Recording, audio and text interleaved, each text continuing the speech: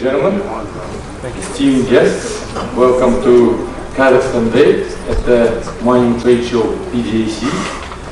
This is our 7th consecutive year as PDAC participants, 6th as exhibitors, and 4th as the hosts of the Kazakhstan Day. I would like to take this opportunity to showcase the incredible investment opportunities that our beautiful country offers in the mining sector. Kazakhstan is known for its vast mineral resources, and today we are committed to making any investment in the sector as attractive as possible. President of the Republic of Kazakhstan, in his message to the people of Kazakhstan last year, noted that the resource potential of our country is not fully disclosed. Geological information is not sufficiently developed. In this connection, there is a good opportunity for you to go to Kazakhstan and uncover the undiscovered. Our government has implemented a comprehensive legal and regulatory framework that ensures stability, predictability, and transparency in the industry, making it a very desirable place for investment. Additionally, we have streamlined the licensing process for the mining industry, making it easier, faster, and more reliable for potential investors. But that is not all, That is not all. Kazakhstan is also constantly adopting and evolving with the new technological advancements, from automation and remote sensing to artificial intelligence, airborne geophysics, and virtual reality. We are embracing the use of cutting-edge technologies in the mining sector to improve efficiency, productivity, and sustainability. Keeping that in mind, Aurora Minerals Group, together with our partners, Excalibur Multiphysics, promotes conducting a large countrywide airborne geophysical survey of the entire territory of Kazakhstan, with the idea of incorporating the obtained modern high-quality geophysical data set into the government-hosted web platform, making them available to potential investors. We believe that this initiative will provide a comprehensive picture of the geology and natural resources of the region and help investors to de-risk their exploration efforts even further. Global energy transition to a low-carbon economy is an essential step towards mitigating the effects of climate change. This transition requires significant investments and policy changes, but it has the potential to significantly reduce the greenhouse gas emissions and other negative environmental impacts associated with traditional energy sources. As some of you might know, Kazakhstan and EU signed a strategic partnership agreement on green hydrogen and raw materials.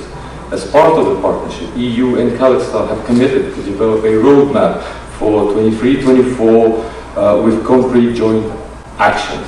Aurora Minerals Group, with our partners, plans on taking part in this project in the context of the ongoing global energy transition.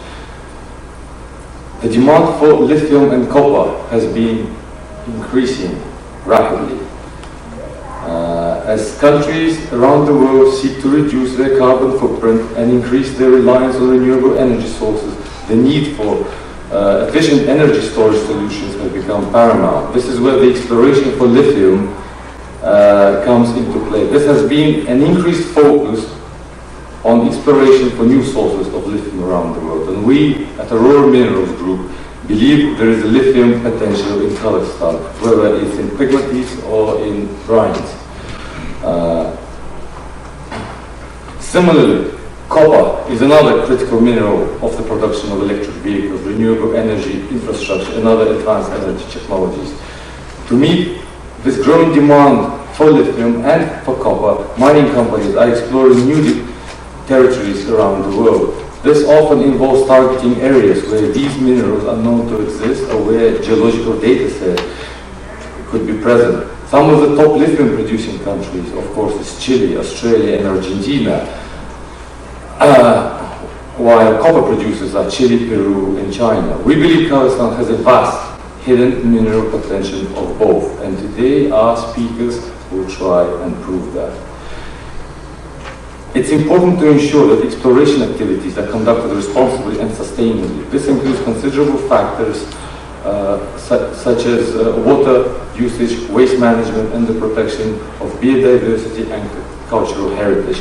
At Aurora Minerals Group, we believe that the commodity supercycle will lead to a new industrialization of Kazakhstan that will create jobs and wealth for the local communities in rural areas of Kazakhstan.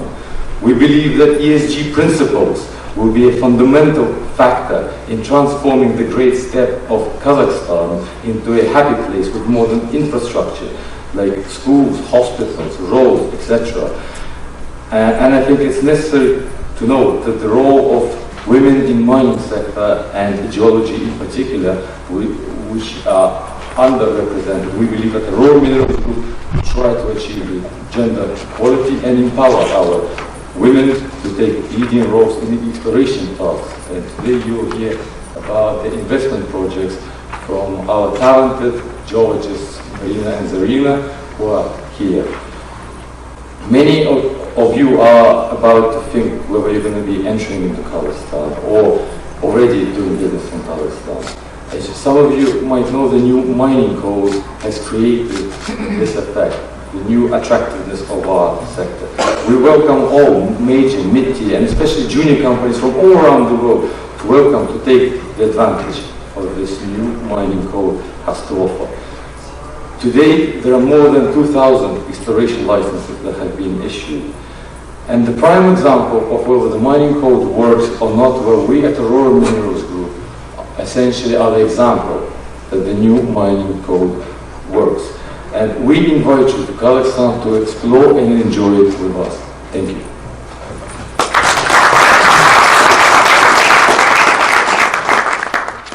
I would like now to take this opportunity and present our next guest speaker, Mr. Edouard Hood, to speak of the Canadian Trade Commission, to talk about the Canadian and Kazakhstan business relationship. Thank you. Good afternoon, everyone. Bonjour. Thank you to Aurora Minerals for this invitation to talk about Canada and Kazakhstan partnership in the area of mining. Before I start my presentation, I would like to acknowledge that we are on traditional territories of First Nation, the Mississauga of the Credit, the Anishinaabe, the Chippewa, and also the Wendat people. I would like to congratulate Kazakhstan for bringing its largest delegation to PDAC, and also for the first time having a pavilion here, and of course invite you to have a look. It's here in our building to have a look at this pavilion and have a discussion with the Kazakh exhibitors if you have not done that already. I think the size and the breadth of this delegation showcased the strong interest that Kazakhstan has in developing international partnership, and hopefully, especially with Canadian companies. Canada and Kazakhstan has long years of collaboration. We celebrated this year, 2022, the 30th anniversary of diplomatic relation between Canada and Kazakhstan. But the collaboration goes back way beyond, even at the beginning of the 1950s, where there was collaboration in agriculture. Collaboration is, of course, on the business side. We have some Canadian companies that have established successful partnership in Kazakhstan. Some of them almost for 30 years now. We also work, especially on the mining side, on the government side, with the Geological Survey of Canada, work closely with Kazakhstan authorities to develop the mining code. Kazakhstan, like Canada, has faced the COVID-19 pandemic, and the mining sector, as you all know, was also affected. But with new technology, it was possible, and especially we're talking about digital mining, it was possible to continue to operate mine in Canada and Kazakhstan with safely.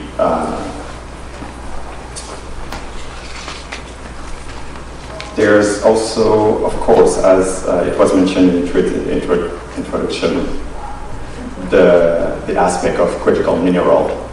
Government of Canada has launched its strategy, its critical mineral strategy. And we know that with critical mineral, it's essential in many spheres. We're talking about aerospace, defense, telecommunication, clean tech. The critical mineral strategy has for objective to increase the supply of responsibly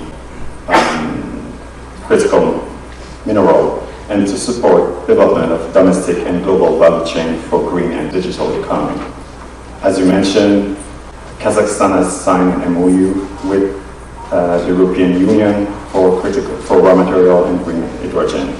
Canada is also looking to expand its footprint, and it's part of the mandate letter of the Minister of Trade and also Minister of Natural Resources and Minister of Industry to develop international partnership and international network in this area. Of course, I don't want to commit that we will sign tomorrow an MOU with Kazakhstan, but there's definitely more work that will be done on that topic. For Canadian companies, I think Kazakhstan, and you will hear today, has a lot of opportunity to offer. Kazakhstan also implemented a lot of reforms in the different sphere, social, political, economical reform, so to make the land very attractive for foreign investment and for Canadian companies. There's a digital agenda that has the objective to modernize the whole sphere of the industry, especially when we're talking about agriculture, clean technology, and to a certain extent mining. So there's opportunity, as we will hear today. Please ensure also that there's a network to support you in developing your activities in Kazakhstan. The Trade Commissioner Service is there, but you have also Kazakh Invest, and the Kazakh Embassy here in Canada, in Ottawa, that can support you. So wishing you a fruitful conversation today and a successful PDAC, and hopefully we'll have more Canada and Kazakhstan partnership. Thank you. Good afternoon, dear guests, dear colleagues, ladies and gentlemen. My name is Ilan Maliyev. I'm a Deputy Chairman of the Geology Committee of Ministry of Industry and Infrastructural Development of Kazakhstan. On behalf of our Geology Committee, I'm very happy to be here and to see you. And that's actually my first time visiting PDAC and first time visiting Toronto. So thank you for having us. Okay, so it's not a huge news for you, as was mentioned before by my colleagues, that Kazakhstan is very, very rich in terms of natural resources. We have more than 8,000 fields overall, and from them, I guess the more interesting for you would be the solid minerals, which include the critical minerals that was mentioned before. Also, we have huge deposits of hydrocarbons and common minerals and underground waters. So, in terms of the numbers, the reserves, we have more than 2,000 tons of gold containing in more than 300 fields. For copper, we have more than 36 million tons of ore. And for lead, 14,000, and for zinc, it's 28 million. In terms of the regions where all of these resources are concentrated, for the gold, we have, oops, is there a laser here? Sorry. So most of the golden resources are concentrated in the eastern Kazakhstan, in the central area, the Akmola Oblast, and in the southern areas. For the lead, it's in the southern areas, in the territories bordering Russia and China. And as you can see, we have very, like Said said, very vast resources that are not fully discovered and not fully so there are lots of potential for discoveries in Kazakhstan. If we go to the legislation situation, yes, the mining code, it's not a new mining code, it was approved in 2018, but we call it new mining code because I think it was very different for us for the approach in the subsoil use. Because before this new mining code, we had more maybe like Soviet-based approach to the subsoil. But nowadays, this mining code is based on the Western Australian mining legislation. Also, we have the State Subsurface Fund Management Program, the very long and very scary name. But to say very briefly, it's just like it's a state program that will give opportunity to the investors, both local and both foreign, to come to Kazakhstan and to pick the free areas to the licensing to gain the permits to subsoil use. We also have different national programs, and we also recently applied the new concept of development of the geological industry of Kazakhstan from 2023 to 2027. In this year, 2023, we will finalize the Atlas of Solid Minerals. This atlas will be a guiding book for the investors and for the local geologists in Kazakhstan. It will show not only consisting and not only current current fields, but also the regularities in the location of the occurrences of the deposits of solid minerals. And as Said mentioned in his speech, one of the biggest challenges right now for us is to, we know that the main thing is information. The most important thing is information. So for us, nowadays we are developing the unified platform, which is called minerals.gov.kz. It's already functioning in the pilot form, so we plan to launch it commercial operation in May 2023. And we've already uploaded several, 30,000 online geological reports, and it's already available on the platform. And so it's going to be this ongoing process. We understand that maybe it's not going to work perfectly initially, but this is like the very important and very huge step for us in the process of making all this geological information publicly available. And last year, 2022, in June, we established the National Geological Survey of Kazakhstan. Like Edward and Said say, this National Geological Survey is right now in the process of signing memorandums with different entities. For instance, I think that, yes, in the February we signed the memorandum, the National Geological Survey signed a memorandum with United States Geological Survey. 2 days ago we signed a memorandum with the Polish Geological Survey, and hopefully in the very close future, maybe next month or 2 months from now, we're going to sign the memorandum with British Geological Survey, which is the oldest and the most, one of the oldest geological surveys in the world. And this is the very recent news. Last week actually, we established the exact date, 25th of May. On this date, we're going to have the auction for more than 25 fields. So this is not a new fields, it's already discovered fields. So we have discovered reserves of gold, of silver, phosphorites, quartzites, barytes, coal, etc. And any investors, both in Kazakhstan and foreign, can participate in this auction. And all the information, all the details on the auction will be available on the site of the ministry, which is miid.gov.kz.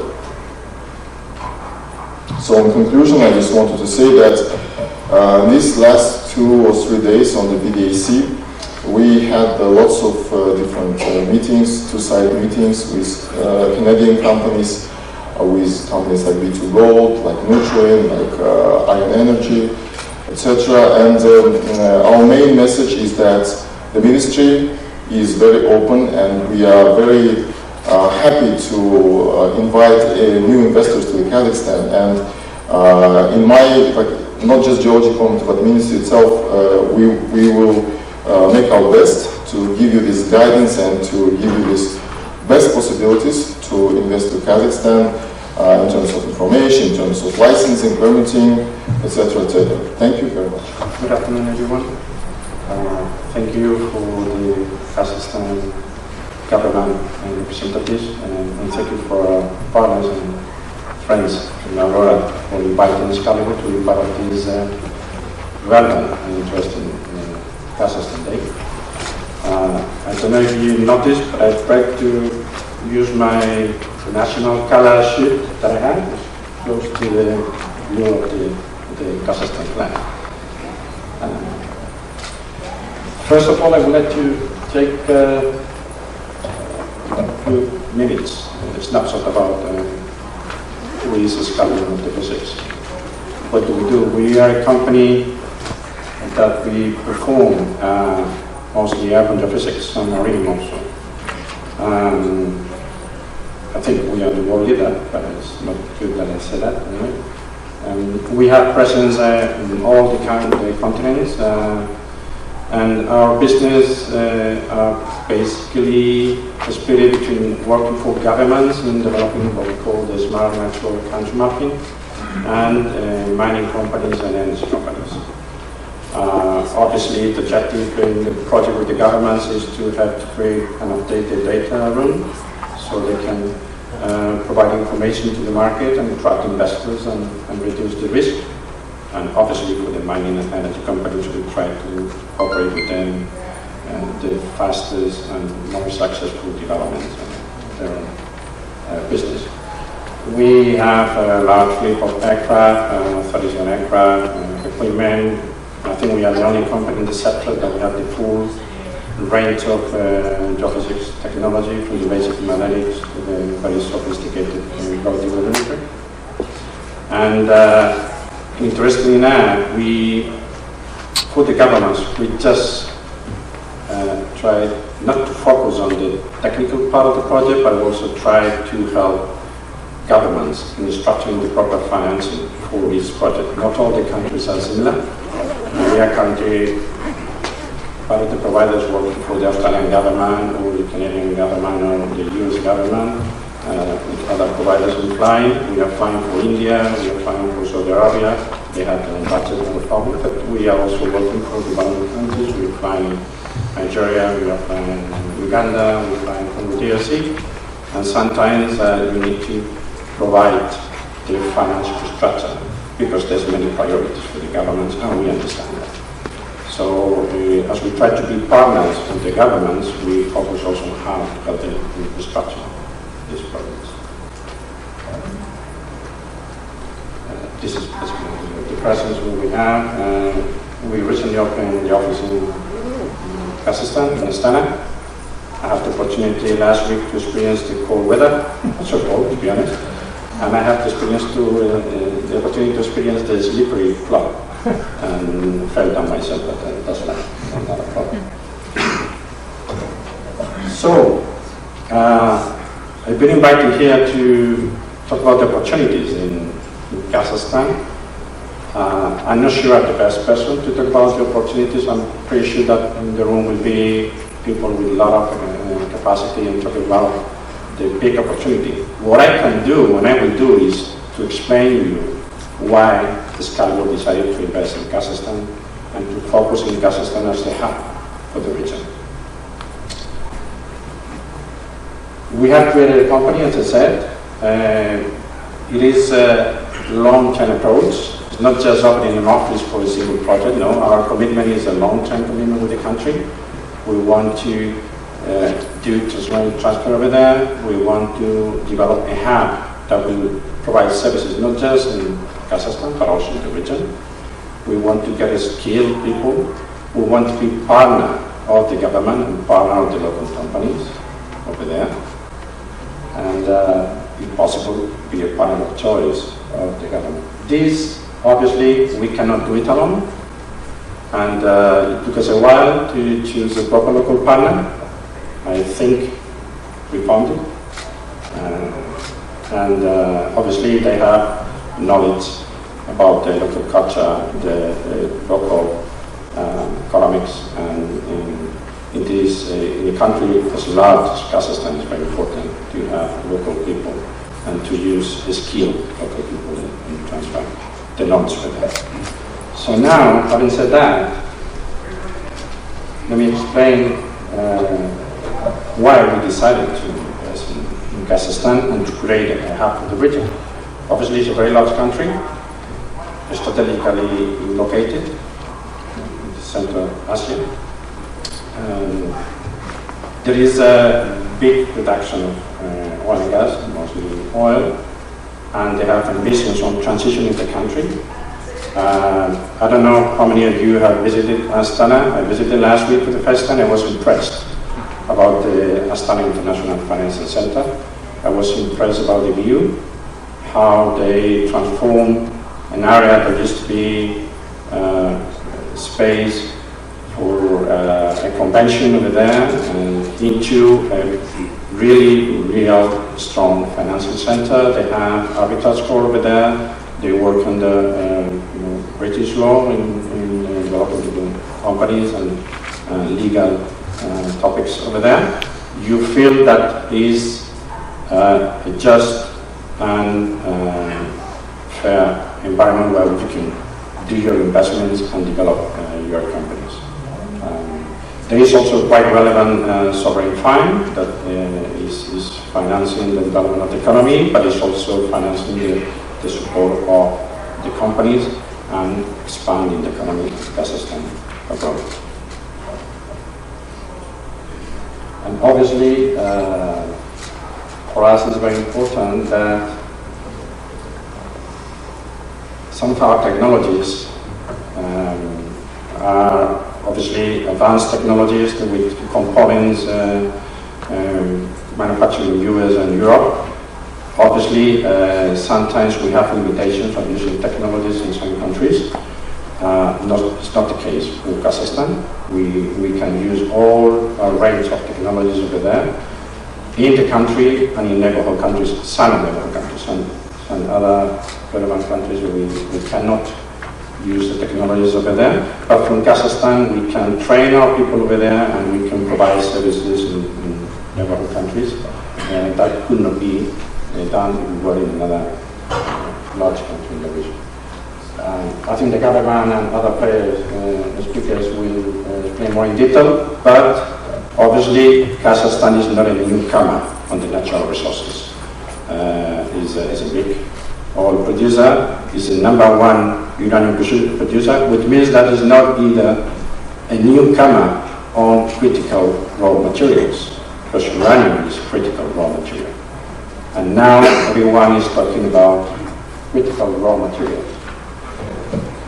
I think obviously the industry realized about the potential, and this is an example. What were the companies that used to be working on the mining side in 1991, and that is the panorama today. Obviously, people is taking seriously Kazakhstan. People understand that the country is a big opportunity. You can see some very, very big players, and you can see some very good junior companies that are innovative in the field. So it's a pretty good combination of players. Well, that's the typical slide from consultant, but let me just say two things. The first one is obviously Kazakhstan, due to the geology, the knowledge that is currently known, and the size, will be a player on the energy transition. That's a fact, will be a player. And we all know there's a big investment required. So, and obviously, depending on the paper that you read, but everyone agrees that it will be required around $450 billion to achieve the net zero objective. And everyone agrees that the critical materials on the list varies, it will change from one year to the other, but some of the critical raw materials we will need to multiply by 7, 10, or even 15 times production in 2020. That's not easy, and obviously countries like Kazakhstan for sure will be part of this opportunity. To finalize, obviously for us was important the fact that we felt that the government is willing to invest in attracting investors and is willing to invest in every asset that is important for attracting investors. And there is an interest in improving, as has been explained, the data room of the country, which for a large country like Kazakhstan is very important to focus the effort and to convince the investors and the operators that they can come to the country, and not just with the safe legal environment, but with a proper information that will reduce the risk in their investment. Thank you very much, Saeed, and I really appreciate the invitation. Andreas, Yolande, you've set a really good scene for me. My presentation is now going to be really short because you've pretty much covered it all. I just want to talk a little bit about how the laboratories fit into the scene that's already been set here. The world is going through an energy transition. There have been headlines where people are saying we don't have enough minerals. That's not quite true. We have enough minerals. The problem is they're still in the ground. Kazakhstan is a fantastic place to get those minerals. We know that they're, as Saeed said, vast potential. How do the laboratories fit into this? As you do the geophysics, you start to get the anomalies, you start to understand where the good potential is. The real moment of truth, and this is the piece where the speed comes in, is you need to drill it. You need to drill it, and then you need to get the data from the drilling, and then you take that data to go and drill again, and that's how you go and find deposits. That is the rate limiting step right now for the world in terms of finding deposits. We kind of know where they are. We've already done a reasonable amount. We've started to zone in through the geophysics, through the geological work that the governments are doing. All we need to do now is actually drill these. So as you drill the hole, you can't be waiting 2 months, 3 months, 4 months to get the data for the next location. To decide where you're going to put that next hole, and decide whether that's a good location, you need to keep on investing in that location, or you need to move on to the next one. So for us as a laboratory, our job is to turn rocks into data as quickly as possible, so you can make a decision as to whether that's a viable ore body, or you're going to move on to the next location, invest in that location. So I'm only going to briefly touch on some of the things that we're going to be working with Saeed and Kaiser to help Kazakhstan to accelerate that process so you efficiently go and find. So I've already covered this, so I can skip over it. Good news, lots and lots of opportunities. Some of the technology that we'd like to bring and will provide access to includes things like crystal photon assay.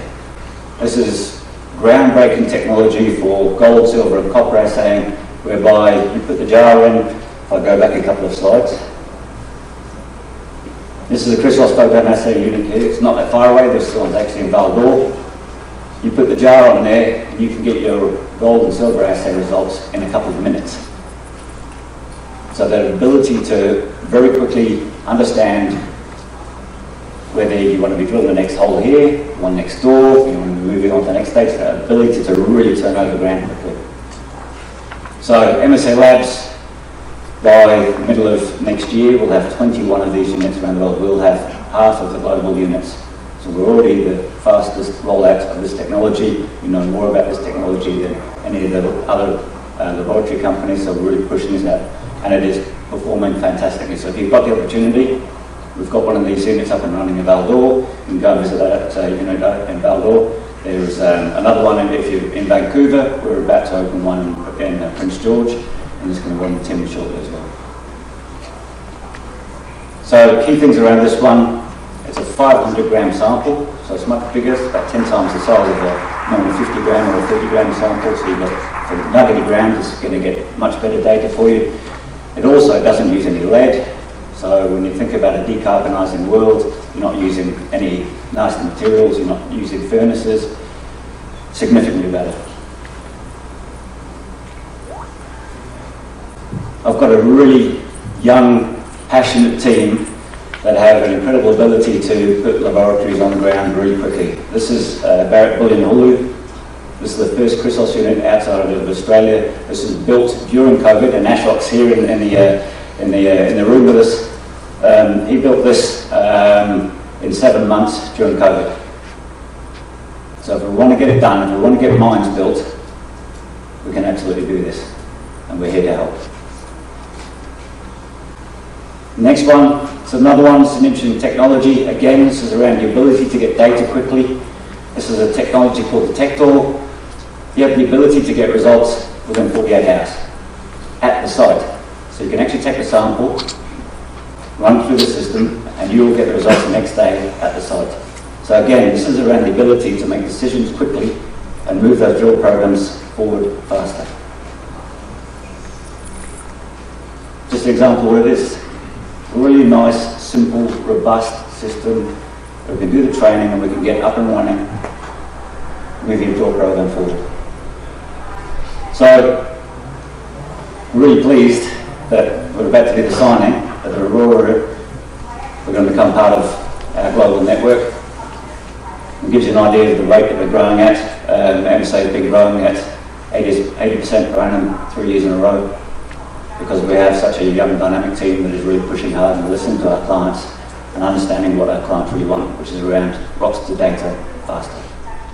Dear ladies and gentlemen, of course the most important and something the most interesting for any investor is like to generate the project. It's lots of information was given by previous speeches, like we'll have another speech maybe in the next 20 minutes about how to acquire license and what is the process and how fast is it. It will be a good presentation. But today I would like to give a few comments about our new, let's say, junior program, is to help new companies enter the Kazakhstan to generate the project. But before we continue with this presentation, just to wake up a little bit, some dynamic video about our company and service we provide in Kazakhstan.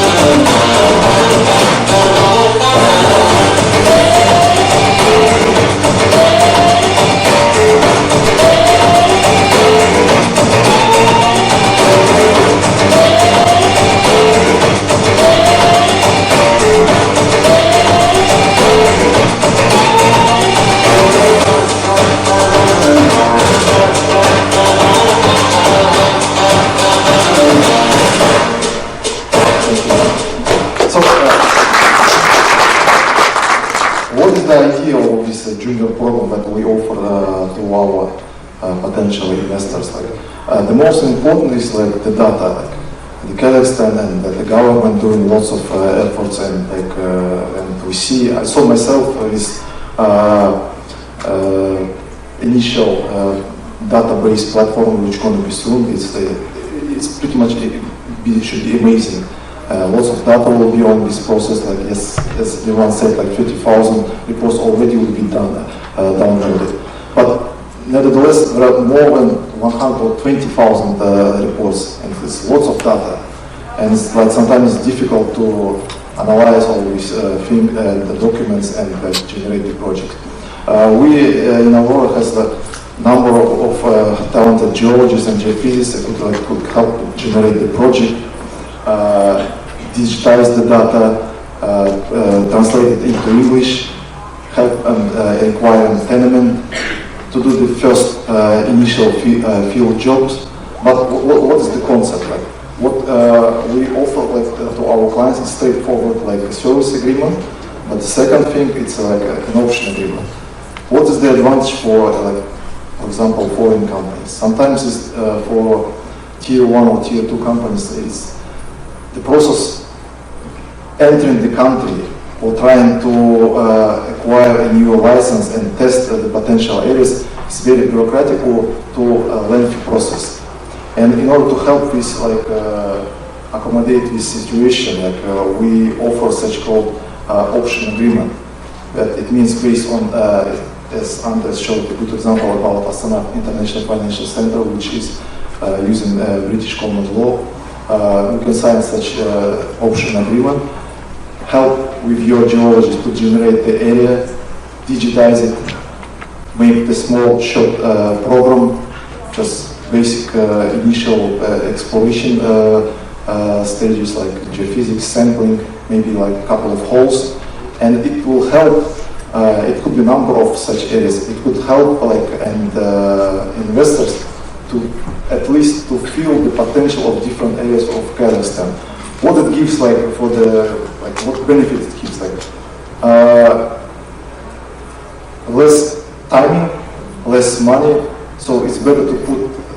It's like a number of geologists saying, like, it's better to put investment to the ground rather to the administrative cost. So, as an example, like, we started, like, preparing for this event, started, like, generating different interesting areas. We just downloaded on our website. It's for free.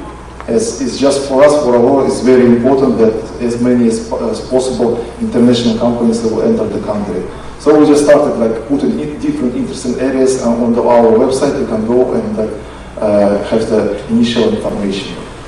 So I apologise, my voice sounds like I'm going through puberty right now. Just too much talking.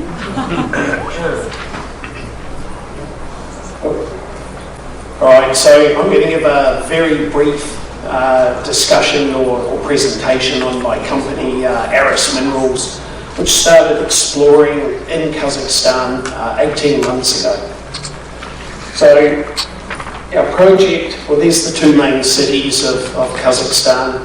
Our project is called the Muskoka project, and it's located 250 kilometres, basically due east of Astana.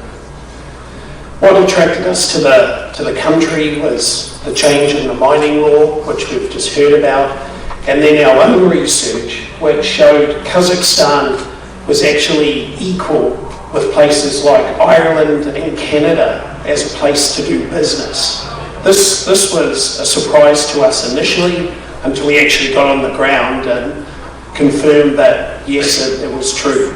They've made spectacular movements in making the ease of doing business in the country.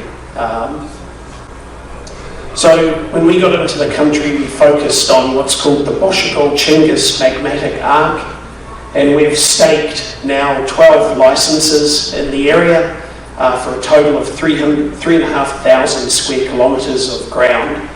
And then in addition, we've got our main project, the Muskoka project, which we've done most of our resource work on. So the Muskoka project right now has about 3.5 million ounces of gold, 700,000 tonnes of contained copper, and a resource of 200 million tonnes, averaging 0.5 gram gold and 0.3 copper. The actual resource is 1,000 metres by 500 metres in width. So the other thing that we really liked about our project was the infrastructure. It's second to none. This is where the Muskoka project sits. This is the rail system, heavy rail, which services the 5th largest coal mine in the world. This is the power infrastructure. And the one thing I'll point out is you can see a power line goes right through the middle of our project. That's the highest voltage power line in the world, 1100 kVA. You can feel your fillings as you stand underneath it. We've got a workforce, a trained-up workforce from the town of Ekibastuz, which services the Bogota coal mine. It's a town of about 150,000 people, which is where our main office is based. And then we've got 4-lane highway right to the project. In short, I've never seen a project with better starting infrastructure than our Muskoka project. And then water is always a big thing, and we have no problem with that. So these are some of the results that we've published over the last 12 months. 973 metres of 0.82 copper equivalent, 431 metres of 0.68, 1,120 metres of 0.59, 689 metres of 0.76, and 1,124 metres at 0.61. These results rank Muskoka in the top 5 best drill holes produced anywhere in the world this year with regards to the size and grade of the actual intercepts. And then there's this one. So the big question though is, we've got 3.5 million ounces of gold, we've got 700,000 tonnes of contained copper. Can this thing get bigger? The circle shows the Muskoka deposit as it sits right now. And what's shown here are drill holes that drill through about 40 metres of overburden and just sample the top of the bedrock. This is the gold anomaly we got from it. So greater than 0.1 gold. You can see where the main deposit sits. Basically the rest of this has not yet been tested. This is the copper anomaly. So in short, do we think Muskoka can get bigger? Absolutely. So I'll just finish with this final slide, which some people say it's promotional, but I think it's great. So the Boshakol-Chingus magmatic arc is 500 kilometres long. Right now there's 3 known porphyry deposits in that belt. 2 are in production, the biggest one being Boshakol, which is over 1 billion tonnes, and then we've got the 3rd, which is Muskoka. In a belt the same size, in Chile, you can hide 25 porphyries. In Arizona, 37 porphyries. Peru and Ecuador, 22. And the Philippines, 20. The point is there more to find? I have no doubt about it. The Soviets did excellent work in Kazakhstan that unfortunately gets ignored. But they had one major pitfall that they succumbed to.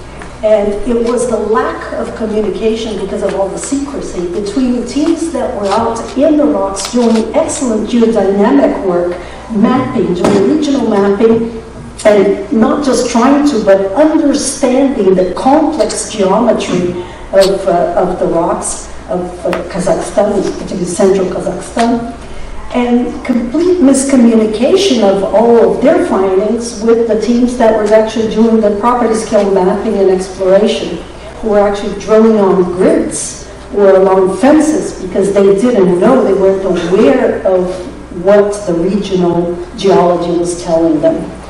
From the work of these geodynamics groups and beautifully illustrated by Seltman's who's probably here in the audience, by Seltman's palaspathic reconstructions, we can see that what is that complexity that I'm talking about. It starts with the subduction of the Paleotethyan Ocean beneath what was considered to be at the time Eastern Europe and Siberia. Not all paleomagnetic experts will agree with those positions, but there's always controversy on that. And with that Paleotethyan subduction, we start forming the Kipchak Arc, which is this one here, what Tim just called the Genghis Arc. And the Bushakol deposit is the oldest one of that, and the Vesaga, Tim's Vesaga property, right, just adjacent to the Bushakol. But the real prolific, the most prolific timing for Kazakhstan was what's referred to in the Soviet literature as the Hercynian or Veriscan orogeny, a very broad period which is actually the development of a series of volcanic arcs above that subducting Paleotethyan ocean, including some giant deposits, both in Kazakhstan, and very large deposits, Aktogay, Aydarlı, Kunrat in Kazakhstan, and giant ones, including the Muruntau gold, orogenic gold, and Almalik in Uzbekistan. And using Saltman's depiction of the regional geodynamic setting, what we see in the region is a north-south trending fold, a hairpin fold, isoclinal fold. It's a central, we call it the central Kazakh orocline, this part here, where its axis turns from a north-south here on the Urals, turns from a north-south to a nearly east-west trending axis. And see, these are some of my favorite deposits. I apologize if your favorite is not there. These are just the ones that I'm most familiar with. But what does that, after spending 4 years in Kazakhstan looking at the rocks in the field, what does that actually mean, this complexity that I just showed you about this arc, this fold that is arcuate? What I see in the field is the typical interference pattern of folds along axes that are at high angle or almost perpendicular. And what we get is this egg, a basin and dome pattern, which I prefer to illustrate as an egg crate pattern. So here, the eggs here, these are barren rock. And the crate in white, this is your mineralization. So you try to hit the mineralization, you drill it here, you get really good results. Step laterally, you hit the egg, it's barren. How does that look in the field? In the ductile environment, brittle ductile environment, it's easier to recognize that. Here what we see is one of these domes. And I drew on this egg crate here, this broken part where the vein that was actually completely covering this area, it eroded away, it fell off. So if you drill from here, you go through this vein, go through some barren rock, you go through that same vein, which is forming a dome, right? And you think you did really well, and you did really well. But if you go step sideways, you go to the egg. If you go drill above it, you're drilling above the dome. So this is a tricky one. You have to, if you don't understand what you're dealing with, you're going to fail. And in the more brittle ductile environment where we're dealing with the porphyries, this is harder to recognize because we don't have, when we're dealing with veins, we'll see that in the mineralization itself. In the porphyries, we're dealing with a few large veins that we can actually trace. But what we see is the kinematic indicators, all the structures are shadow rotated and to a point where it's really hard to make sense of it. That's a pretty good indication that we're dealing with the same situation, but in a much more brittle environment. So going back to the big pitfall, in order for you to not succumb to that pitfall, because that pitfall of miscommunication between the excellent understanding that the Soviets had of the geodynamic settings of Kazakhstan and the exploration team's understanding of that geometry, that was a little gift for you explorers to now pick up what they left behind, weren't able to discover, but you have to avoid the same mistakes. If the expedition already drilled along the grid or along fences, redoing that is not going to find you the deposit. So what you need to understand that geometry. It's going to be difficult, so you need to have a good team of geologists thinking about it all the time. And you need to drill slower, less, but more intelligently. What's more intelligently? You need to use televiewer, acoustic, and optical, and you need to use oriented core. That's the only way you'll be able to decipher that geology. Trying to bring in more rigs, hoping that it will all fall in place when you put the data into Leapfrog, that's not going to happen. And do not ignore the Soviet geosciences. There's some really good information there, It's not always easy to find, it's all in Russian, it's, some of it is still classified, but it's worth going after. Good afternoon, dear participants of the Kazakhstan Day event. We are glad to welcome you. Let me introduce myself. My name is Madina Kapenova. I am Managing Director for Subsoil Use of Aurora Minerals Group. And today, I want to present to you general points of tenement management and mergers and acquisitions in Kazakhstan. As many people know, in June 2018, the new code on subsoil and subsoil use came into legislation, and which represents a new approach to subsoil use regulation in Kazakhstan. This code simplifies the procedure for right granting for subsoil use by changing to a licensing regime. Principle of the code: first come, first served basis, a license block system, the exclusive right to transition to mining, and the integrity of license holders. The upper figure shows the license territories before the entry into the legislation of the subsoil code, and the lower one after. This clearly shows that many territories of the Kazakhstan have become available for licensing.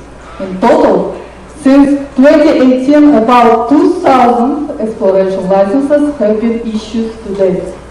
Especially if you pay attention to the western region of the Kazakhstan, to the Multaja region. The territories were granted the right of subsoil use for exploration and mining of solid minerals are provided by State Subsoil Fund Management Program. It has been announced that soon the entire territory of the Kazakhstan will be open for obtaining a license for exploration of solid minerals. In December 2022, the Ministry announced a notice of an auction for the granting of the license right. Planned date of auction, May 26th. Deadline for submitting application till March 24th. The auction is planned for 25 mining sites, including gold, rare metals, gold, bauxite, and etc. Starting sale price around $4,000. The exploration license is issued by the block system on the principle of first application. The number of licenses for one owner is unlimited. The Ministry considers the application within 10 working days, and if it meets the requirements of the legislation, sends a notification of the need to provide security for liquidation within 40 working days. After submitting the liquidation security, the Ministry issues a license within 5 working days. In total, the period of consideration and issues of a license is from 1 to 2 months. After obtaining a license, the license holder develops an exploration plan, receives an environmental permission, and after that, field work begins.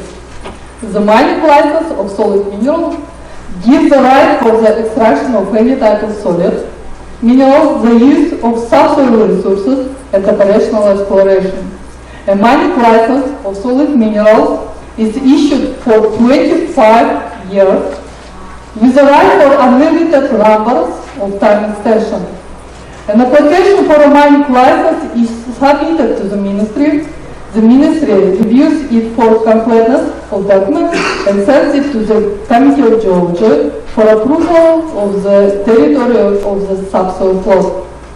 The Geology Committee approves it within 10 working days, after which Ministry sends a notification to the applicant about the need to provide an environmental permit and industrial safety.